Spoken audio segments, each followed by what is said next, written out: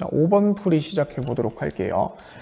자, 집합 x가 1부터 4까지 이렇게 주어져 있는데 x에서 x로의 모든 함수 f 중에서 지금 하나를 택하는데 f가 어떤 조건을 만족하냐면 자, f1, f2, f3 크기 순으로 작은 순서대로 이런 조건을 만족하고 또는 f2가 f4보다 작다를 만족시킬 확률을 구했을 때 p 더하기 q 값을 구하는 거예요. 자, 그럼 이 경우는 어떻게 할 거냐면 자, 먼저 표본 공간이 S인 두 사건 A, B에 대해서 결국은 사건 A 또는 B가 일어날 확률은 각각의 확률을 더해서 두 사건이 동시에 일어날 확률을 빼줌으로써 우리가 A 또는 B, 사건 A 또는 B가 일어날 확률을 구할 수가 있단 말이야. 그러면 앞에 있는 사건을 내가 A 사건이라고 두고 뒤에 있는 사건을 B 사건이라고 뒀을 때 각각의 확률을 구하고 그리고 동시에 일어나는 확률을 구해서 더해 준 다음에 빼주면 어느 정도 해결이 되겠죠. 자, 그래서 먼저 첫 번째로 해야 될 건 함수 f를 만족시키는, 즉 x에서 x로의 모든 함수의 개수부터 먼저 해줘야 되는데 결국 f의 개수라는 건 집합 x에서 x로의 함수의 개수는 결국은 원소가 4개니까 서로 다른 4개를 중복을 허락해서 4개를 뽑는 경우, 즉 중복 순열의 개수가 같겠죠. 그러니까 이 경우에는 4의 4제곱으로 이렇게 구할 수가 있겠고. 자, 그래서 사건 A를 먼저 계산해 볼 건데, 자, 첫 번째로 사건 A의 확률을 한번 구해 볼 거야. 그러면 사건 A라는 거는 F1, F2, F3, 즉 1, 2, 3의 함수값이 크기 순으로 돼야 되는 거잖아. 근데 이 경우는 결국은 내가 지금 공역의 원소 중에서 F1, 2, 3이 있을 것인데 크기 순으로 된다는 것은 결국은 공역의 원소 4개 중에서 자연스럽게 3개의 원소를 선택해서 작은 수부터 F1, F2, F3으로 대응시키면 되겠죠. 그러니까 무슨 말이냐면 자, 공역의 원소가 1, 2, 3, 4가 이렇게 있다고 쳐요. 그럼 내가 예를 들어서 1, 3, 4를 뽑게 되면 작은 순서대로 이 1을 뭐에 대응시키고 F1, 3을 F3, 그 다음에 4를 F4로 이렇게 결정만 해주면 된단 말이야. 결국은 이 조건을 만족하는 거는 공역에 있는 서로 다른 4개의 원소를 4개의 원소 중에서 3개를 택해서 작은 수부터 그냥 나열해 주면 되니까 결국은 컨비네이션과 관련이 있겠죠. 그러니까 조합과 관련이 있겠지. 그래서 이 경우는 4가지 중에서 3가지를 뽑는 경우의 수가 같고 이 경우는 4가지가 되겠지. 그러면 나머지 한 개를 결정해 줘야 되겠죠. F4. 근데 사건 A 같은 경우에는 F4의 조건이 없으니까 F4는 어디든지 갈 수가 있죠. 그럼 F4는 결국은 1, 2, 3, 4 중에서 한 군데를 가면 되니까 경우는 4가지가 되겠죠. 그래서 이 경우는 몇 가지가 되냐면 4 곱하기 4가 돼서 16가지가 되겠지.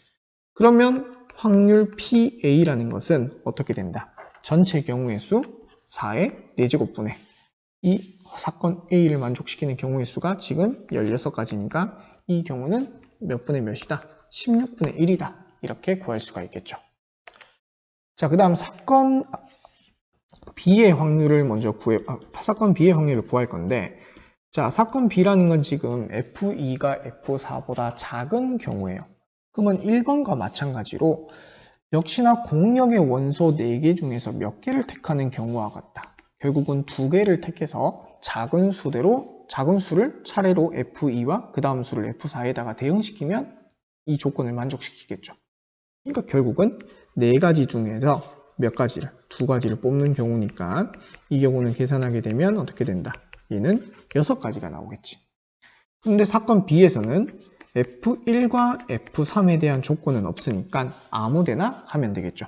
그럼 F1은 각각 4가지를 갈 수가 있고 역시나 동시에 F3도 4가지가 갈 수 있으니까 이 경우는 16가지가 된단 말이에요.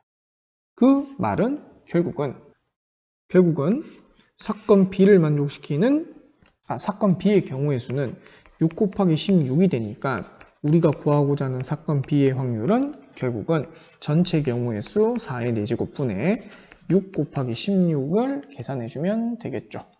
그래서 얘를 계산해주면 얘는 확률이 8분의 3이 되는 걸 알 수가 있습니다.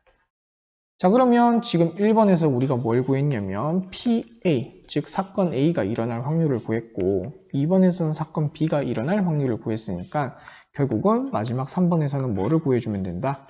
사건 A와 B가 동시에 일어나는 확률을 구해주면 되겠죠. 그러니까 즉 F1 순서대로 F2, F3을 만족시키면서 뭐도 만족시키는 F2, F4의 순으로도 만족시키는 확률을 구하면 돼. 자, 그러면 요거 두 개를 동시에 만족시킨다는 건 F4를 기준으로 봤을 때 이 F4는 분명히 요 앞선 조건에 의해서 F2보다는 훨씬 더 크고, 그런데 F3과의 대소가 지금 결정이 되지가 않죠. 그러니까 이 사건 A와 사건 B가 동시에 일어날 경우 같은 경우에는 좀 두 가지로 나눠볼 수가 있는데, 어떤 경우냐면 자, F1, F2, F3 그리고 F4가 되거나 이렇게 되거나, 아니면 F1, F2보다는 크고 F4가 F3보다는 작은 이 경우가 되겠지. 근데 이 경우 같은 경우에는 결국은 F1부터 F4까지의 조건이 다 나눠져 있으니까 결국은 공역의 원소 4개 중에서 4개를 뽑아서 크기 순서대로 쭉 나열해 주면 되는 거잖아. 그러니까 이 앞선 경우랑 이 앞선 경우. 그러니까 이 경우는 이 경우 몇 가지? 한 가지. 이 경우 몇 가지? 한 가지. 그래서 총 몇 가지로 할 수 있다? 이 경우는 2가지가 된다는 것을 알 수가 있죠. 그리고 어떤 경우가 하나 남았냐면 F1, F2 순서대로 가다가 그 다음 F3과 어떤 경우? F4가 같은 경우. 근데 이 경우는 결국은 함수값을 몇 개만 결정해 준다면, 3개만 결정해 준다면 크기 순서대로 그렇게 대응을 시켜주면 되겠지. 그러니까 이 경우는 결국은 4개의 원소 중에서 3개를 택해서 크기 순으로 이렇게 짝지어주면 되니까 이 경우는 결국은 4가지가 되겠죠. 자, 그래서 이 2가지 경우를 바탕으로 사건 A와 사건 B가 동시에 일어날 확률은 전체 경우의 수 4의 4제곱분의 이 2가지를 합한 경우의 수 6가지. 그래서 이 경우는 128분의 3이 됨을 알 수가 있습니다.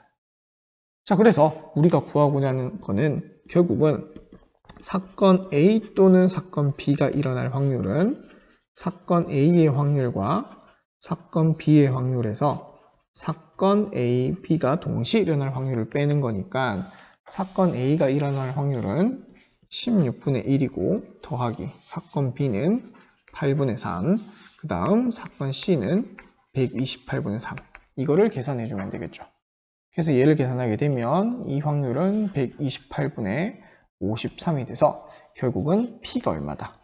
P가 128이고 Q가 얼마다? 53이 되니까 우리가 구하고자 하는 P 더하기 Q는 128 더하기 53이니까 정답은 181이 됨을 알 수가 있습니다.